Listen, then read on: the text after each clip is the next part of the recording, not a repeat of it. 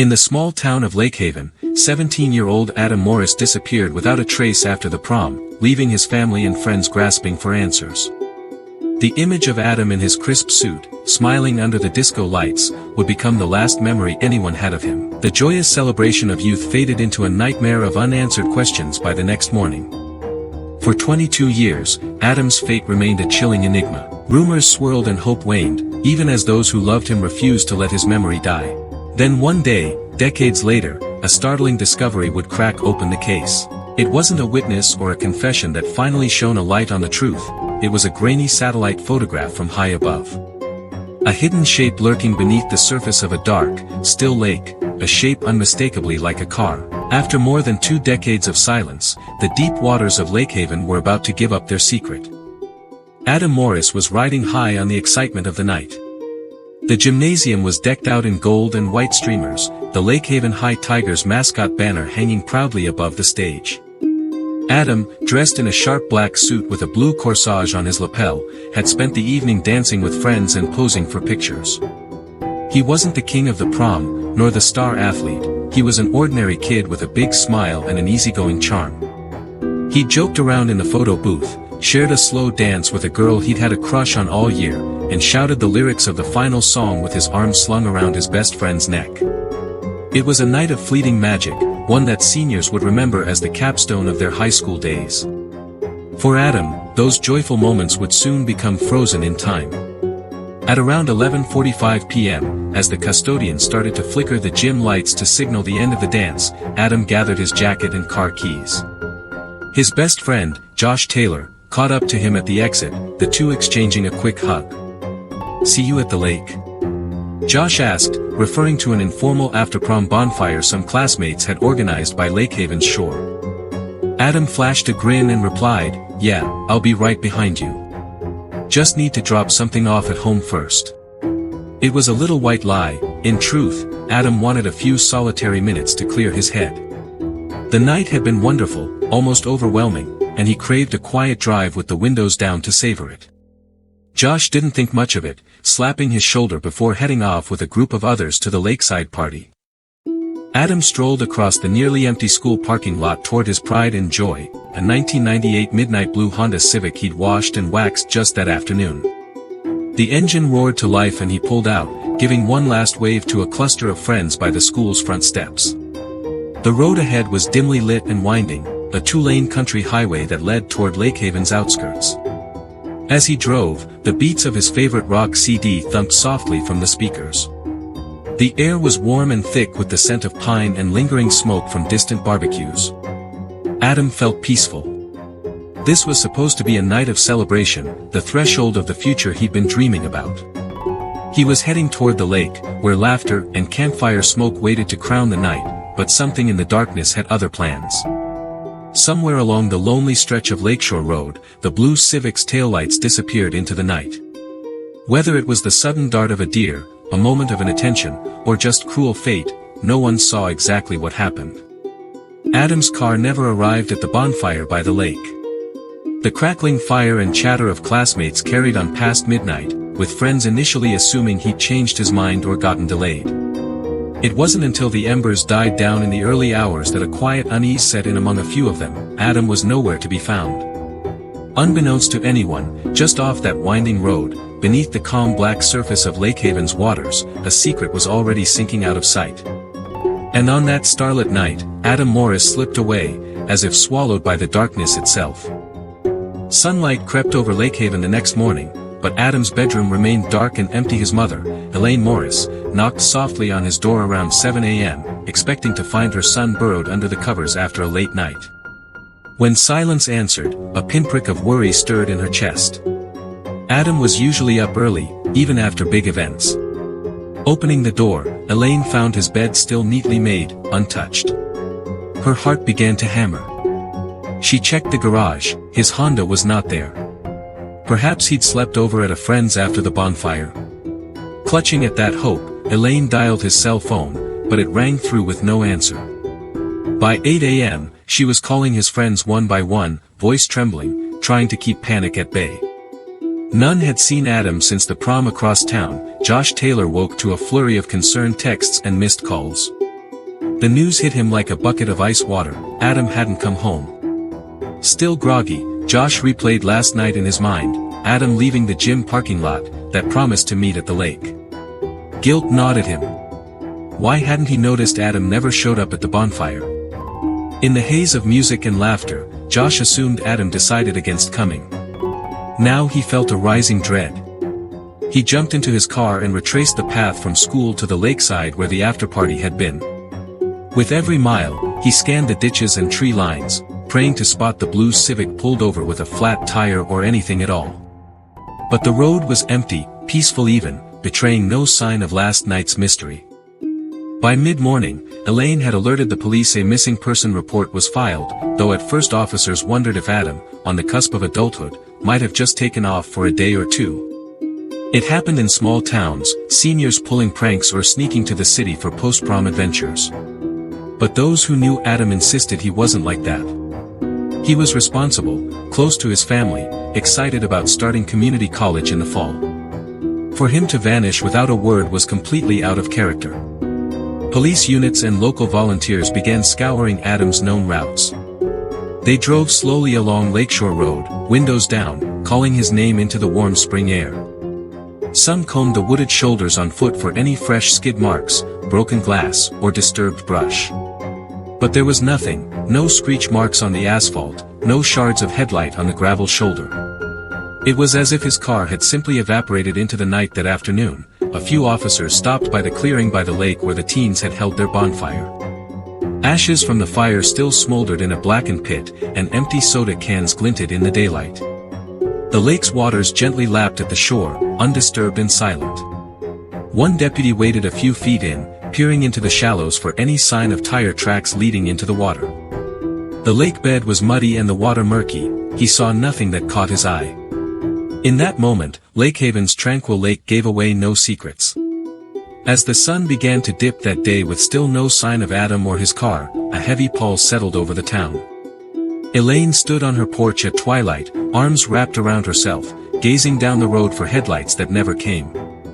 The first day without Adam was ending, and a terrifying realization was taking hold: he was truly gone. In the days that followed, Lake Haven mobilized like never before. Hundreds of volunteers, classmates, teachers, church members, and neighbors joined law enforcement in the search for any trace of Adam. They fanned out across the county, walking shoulder to shoulder through dense thickets and along back roads. Brightly colored missing person posters with Adam's smiling face were taped to gas station doors and telephone poles on every corner. The local radio station interrupted its usual country music lineup to broadcast descriptions of Adam and his car, urging anyone with information to come forward. Townsfolk checked barns, abandoned shacks, and fields. Farmers looked in their remote pastures and even old wells. It was as if the whole community were combing through a giant haystack, desperate to find one lost needle. Police coordinated ground searches and set up a hotline for tips. Calls trickled in. A trucker thought he saw a blue car on a highway out of town that night. A diner waitress reported a teenager matching Adam's description having breakfast alone at dawn. That lead was quickly proven false by security footage. Every lead led nowhere or to someone else. Still, authorities persisted. They brought in search dogs, who sniffed along the roadsides and around the lake's edge. One K9 team did pause near a boat launch on the west end of Lake Haven's vast lake, momentarily excited by a scent on the breeze. Divers were called to probe the immediate area of that cove. They descended into the cold, dark water, hands sweeping through muddy silt at the bottom. But after an afternoon of fruitless diving, they surfaced with nothing to show. The water was deep and visibility nearly zero. If Adam's car was somewhere in that lake, it wasn't within the reach of their initial search zone. The lake sprawled nearly 2 miles across. Thoroughly searching it all would have been a massive undertaking. Night after night, Elaine Morris and her husband found themselves at the police station or out on the search lines, faces drawn and eyes swollen from tears. Josh and several classmates refused to rest as well, spending their evenings driving along rural routes with flashlights, scanning ravines and creek beds. They checked every mile of the old highway and the narrow lanes that splintered off toward remote farmsteads. They even scoured Lakeshore Road inch by inch in daylight, hoping to spot some telling sign: bent guardrail, scraped tree bark, broken glass glinting in the weeds. But it was just as the deputy had seen on day one. The road revealed nothing unusual. By the end of the first week, the palpable hope that fueled the town had begun to wane. Not a single piece of evidence had surfaced, not a footprint, not a skid mark, not a shred of that blue Honda. Each night, Elaine lit a candle in the living room window, a beacon she prayed might somehow guide her boy home. But as she stared out into the emptiness, a terrifying thought gnawed at her: what if they never found him? The question hung over Lakehaven like a storm cloud. On the 7th day of the search, the official efforts were scaled back. The police chief stood in front of the gathered volunteers, his voice heavy as he thanked everyone and acknowledged the grim reality. Adam's disappearance had become a mystery with no clues. And in that baffling void, whispers and theories began to take root, growing wild in the absence of answers. How could someone, and an entire car, vanish without a trace? With the trail frustratingly cold, speculation rushed in to fill the void. In Lakehaven's diners, church halls, and school corridors, people swapped theories in hushed voices. Some believed Adam had run away, perhaps the pressure of impending adulthood had gotten to him, and he'd slipped off to start a new life somewhere far from the expectations of his hometown. A few classmates recalled Adam had seemed a little off that week, though others vehemently denied noticing anything unusual. There were rumors that he had recently broken up with a girl or that he'd been anxious about college, but close friends like Josh dismissed those notions. Adam was happy and grounded, it didn't make sense. Still, the runaway theory lingered in some circles. It was a comforting idea to imagine he might be alive and well somewhere, even if it meant he left by choice. Other, darker theories took hold. Whispers of foul play spread quietly. Lakehaven was a small, generally safe town, but it wasn't immune to crime. Some pointed out that a few years back there had been an incident of carjacking in a neighboring county. Could a stranger have accosted Adam on the road? One classmate came forward saying he saw Adam talking to an unknown man outside the gym after prom, near where cars were parked. Police investigated, even releasing a sketch of this unidentified individual described as wearing a baseball cap and lingering around the event. But no solid leads emerged. It was just as likely the student mistook what he saw in the dark. Then there was the quiet speculation about people closer to home. Investigators interviewed Adam's friends, teachers, even distant relatives for any sign of a grudge or secret. One unfounded rumor claimed a jealous ex-boyfriend of the girl Adam danced with at prom had confronted him angrily in the parking lot. But multiple witnesses from that night denied any such confrontation happened. Each theory rose and fell like waves in the lake, stirring up lots of talk, but ultimately leaving no evidence behind. Spring turned to summer, and the school year ended on a somber note. At what should have been Adam's graduation ceremony, an empty seat draped with a gown and a small bouquet of flowers silently marked his absence. Elaine sat in the bleachers among other proud parents, tears streaming as the principal asked for a moment of silence for our missing student, Adam Morris. The crowd of young faces, moments from receiving their diplomas, bowed their heads, many of them choking back emotion. Josh, cap in hand, felt a crushing guilt and sorrow. This milestone was one they were supposed to cross together. Instead, it felt like a part of their class would forever be missing. By the time autumn leaves began to fall, the official investigation had hit a wall. The Morris family hired a private investigator for a few months, who re-interviewed people and even brought specialized sonar equipment to scan additional parts of Lakehaven's lake. Nothing new surfaced. The PI noted the lake was deep in places, up to 30 feet, and full of debris and silt. It could potentially hide a vehicle, but without a specific target area, it was like searching blind. As months turned into a year, the case of Adam's disappearance settled into an eerie stalemate. Everyone had a theory, but no one had answers. And for Elaine, her husband, and Josh, every dawn brought the same heartache. Adam was gone, and they didn't know why or how. The mystery hung over the town like a chilling fog, refusing to break. Talk, but ultimately leaving no evidence behind. Spring turned to summer, and the school year ended on a somber note. At what should have been Adam's graduation ceremony, an empty seat draped with a gown and a small bouquet of flowers silently marked his absence. Elaine sat in the bleachers among other proud parents, tears streaming as the principal asked for a moment of silence for our missing student, Adam Morris. The crowd of young faces, moments from receiving their diplomas, bowed their heads, many of them choking back emotion. Josh, cap in hand, felt a crushing guilt and sorrow. This milestone was one they were supposed to cross together. Instead, it felt like a part of their class would forever be missing. By the time autumn leaves began to fall, the official investigation had hit a wall. The Morris family hired a private investigator for a few months, who re-interviewed people and even brought specialized sonar equipment to scan additional parts of Lakehaven's lake. Nothing new surfaced. The PI noted the lake was deep in places, up to 30 feet, and full of debris and silt. It could potentially hide a vehicle, but without a specific target area, it was like searching blind. As months turned into a year, the case of Adam's disappearance settled into an eerie stalemate. Everyone had a theory, but no one had answers.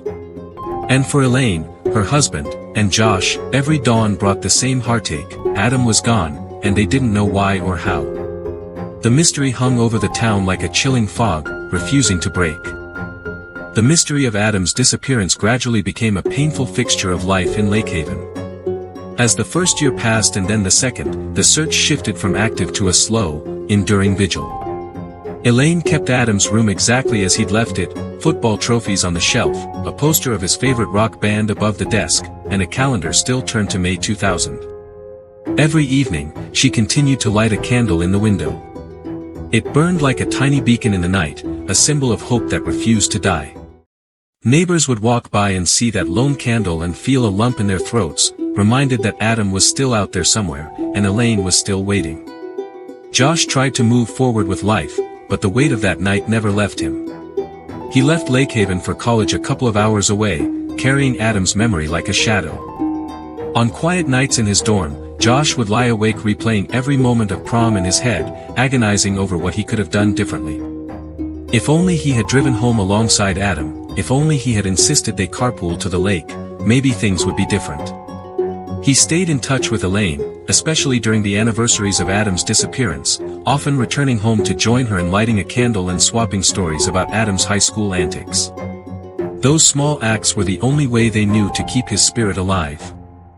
Lakehaven, too, tried to heal. The missing posters eventually faded and were taken down, and day-to-day life resumed a semblance of normalcy, but the town was never quite the same. Parents drove their teenagers a bit more cautiously along the roads at night. The class of 2000 grew up and scattered to jobs or college, yet whenever old classmates reunited, talk inevitably turned to Adam. He became something of a local legend, the boy who went to prom and never came back. Some young kids, who were just toddlers when it happened, grew up hearing whispers of the prom night mystery, and treated it almost like an urban legend. But for those who knew Adam, it was no story. It was an open wound that time hadn't fully healed over the years. A few leads surfaced but cruelly went nowhere. Once, a car similar to Adam's was found abandoned in another state, sparking momentary hope, but it turned out not to be his. Occasionally, a caller would claim to have information, a supposed sighting, a third-hand confession overheard, but each time, investigation led to a dead end. Elaine and her husband even consulted a couple of psychics in desperation, but came away unsatisfied and heartbroken. The case remained cold. In 2007, 7 years after he vanished, Adam was declared legally dead in absentia, a formality that Elaine resisted until the last moment. She refused a memorial service. To her, declaring him dead without proof felt like giving up. She continued to believe that someday, somehow, the truth would surface. And as it turned out, she was right to hold on to that sliver of hope, though no one could have imagined the way answers would finally arrive. The quiet years were about to end. 2 decades slipped by, and the world changed in many ways. By 2022, Lakehaven was a bit larger, new homes, new families, but Adam's disappearance remained an enduring riddle from the past. Elaine Morris, now graying but still determined, kept her porch light on every night in case her son somehow found his way home. Josh, in his late 30s, worked as a tech consultant in a city a few hours away. He had a wife and a young child of his own now, yet a part of him was forever 17, standing in that parking lot watching his best friend drive off into darkness. Though life kept him busy, every year around the anniversary of Adam's vanishing, Josh found himself poring over memories and sometimes the old case files Elaine had shared with him. He followed developments in technology and cold case investigations, marveling at how new tools like DNA databases and satellite imagery had started cracking old mysteries elsewhere. In quiet moments, he wondered, could something like that ever happen for Adam's case? Little did he know, the answer was only a click away. One August evening, Josh was on his laptop idly browsing satellite maps of his hometown. A wave of nostalgia had prompted him to look at Lake Haven from above, using a popular online mapping program. He traced the familiar roads with his cursor, seeing the high school's updated football field, the old downtown, and finally the sprawling lake west of town. As he zoomed in on the tranquil blue-green waters near the old bonfire spot, something caught his eye. In the aerial image, near a bend of Lakeshore Road, the lake shallows revealed a vague outline. It was partially obscured by algae bloom, but unmistakable, a long rectangular shape under the water, not far from the shoreline. Josh's heart began to race. At that resolution, it looked like the shadow of a car resting about 10 to 15 feet offshore, in roughly 1 or 2 meters of water, a spot shallow enough that a drought or a keen eye from above might finally expose. He couldn't believe it at first. Could it really be? After 22 years, was he staring at Adam's car from the vantage point of space? Josh cross-referenced the coordinates and realized this area was a short distance from where the bonfire party had been, but on the opposite side of a little cove, near a curve where Lakeshore Road briefly came very close to the water. It was a location no one had zeroed in on back then. The search teams had focused farther west near the boat launch and other obvious spots. Hands shaking, Josh immediately phoned the Lake Haven Sheriff's Office. The duty officer on the line was skeptical but listened as Josh practically shouted that he found a submerged car on Google's satellite view.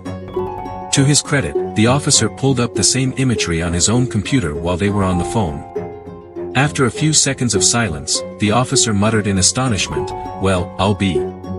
There is something there." Within days, a small team assembled at the shore of Lake Haven's lake at the suspected spot. The sheriff, 2 deputies, and a volunteer fire rescue diver stood by the reeds as a drone buzzed overhead to get a live feed of the submerged object. Elaine was alerted as well, and she arrived, trembling with cautious hope, as they began preparations to invest. Under the still surface, the diver's flashlight cut through green murk. Within moments, he found what they all suspected, the solid shape of a car, its metal frame tangled in weeds and coated with 2 decades of slime. The midnight blue Honda Civic was barely recognizable, algae trailed from the side mirrors like ghostly streamers. The diver pressed his gloved hands against the driver's side door window, clearing a film of silt from the glass. Inside, he could make out indistinct shapes, the skeletal remains of a human form slumped in the front seat, clothing still clinging to bone. Even though he'd prepared for this, the sight made him suck in a breath through his regulator. He carefully maneuvered to the back of the car and felt along the bumper until his fingers brushed metal lettering and the cool rectangle of a license plate. Wiping away grime, his light revealed an etched sequence of characters, faint but legible. It matched the plate number long memorized by the Lake Haven deputies. Adam's car had been found when the diver resurfaced. He gave a somber nod. The sheriff and deputies exchanged looks of astonishment and sorrow. Elaine covered her mouth, eyes brimming, as Josh wrapped an arm around her shoulders. Word spread quickly over the radio, and within an hour additional personnel and equipment arrived. With utmost care, they attached chains to the submerged Honda and used a tow truck on the nearby road to slowly winch it out. A crowd of onlookers from town gathered at a distance, hushed and wide-eyed.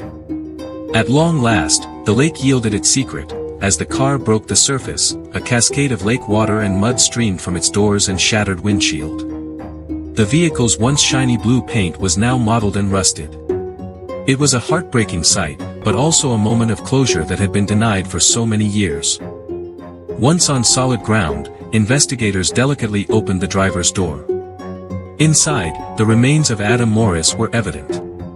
Time and water had reduced him to bones, but there were still fragments that confirmed his identity, the glint of a rusted class ring on a finger bone, and a wallet miraculously wedged under the seat with his faded ID still inside. Elaine turned away in grief, yet also in relief. She finally knew where her boy was.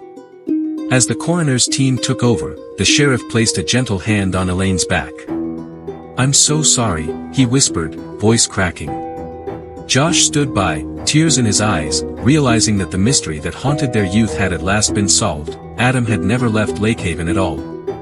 The dark waters had kept him close, as everyone searched everywhere else.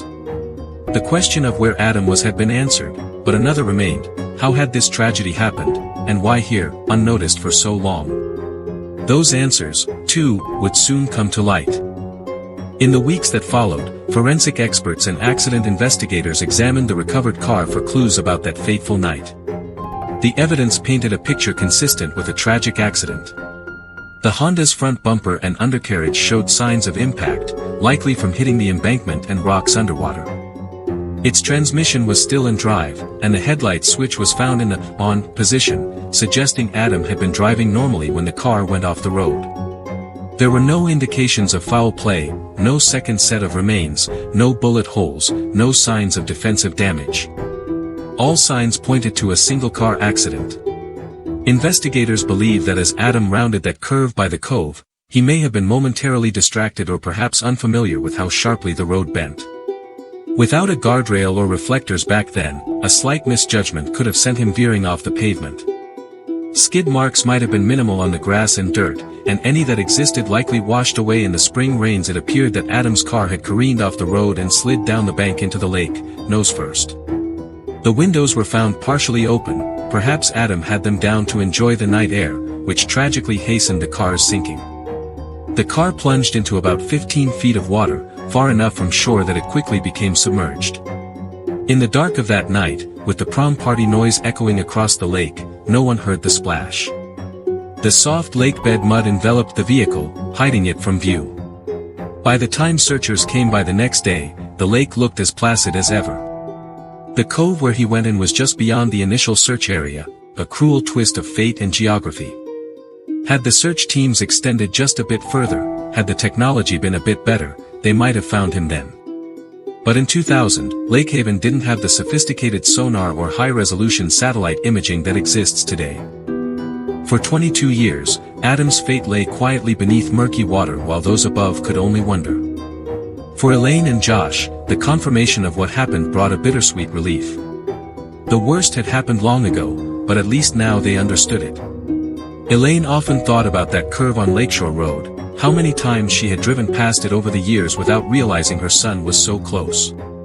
The sheriff publicly acknowledged that this discovery was a testament to persistence and also a lesson in humility. He admitted that back then they underestimated how easily a car could vanish in the lake, and he expressed regret that the technology or resources to find Adam sooner simply weren't available. In the aftermath, the county installed new guardrails and lighting around that hazardous curve to ensure no other family would endure such a tragedy. As winter approached, Adam's remains were finally laid to rest in the Lake Haven Cemetery, not far from the high school he once attended. The funeral, though 22 years delayed, was attended by dozens of people, family, old friends, even former teachers who remembered the bright young man who disappeared on the cusp of adulthood. They stood together on a gray, chilly morning, listening to the eulogy delivered by Josh, who spoke through tears about the laughter and kindness Adam had brought into their lives. Many of Adam's classmates, now adults in their late 30s, came with their own children, a poignant reminder of the life stages Adam never got to experience. Elaine placed Adam's restored class ring and a photo of him from prom night beside the urn containing his remains. It was a moment of closure that came 2 decades too late, yet it carried a profound sense of peace. The truth of that terrible night was finally known, and Adam was home at last. Adam's story, though tragic, left an indelible mark on Lake Haven. In the aftermath, the high school dedicated a page in each yearbook to him and those lost too soon, ensuring new generations would learn his story. A small memorial plaque now stands near the lake's edge by that once treacherous curve, where flowers are often left by anonymous mourners. For years, the question had been, where did he go? Now that they knew, a different question lingered in the air: how do we live with both the pain of loss and the relief of knowing? Elaine visits that lakeside memorial often. Sometimes she comes in the early morning when mist hovers over the water, other times at dusk when the first stars blink into view. She'll place a hand on the cold metal of the plaque and whisper a few words to her son, words of love, of sorrow, and of the life he never got to live. Josh joins her on occasion. The two stand together, gazing out at the once enigmatic waters.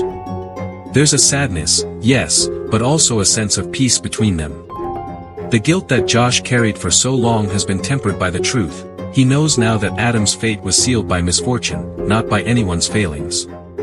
They often part with a hug and a shared, watery smile, comforted by the fact that Adam will never again be alone in the dark.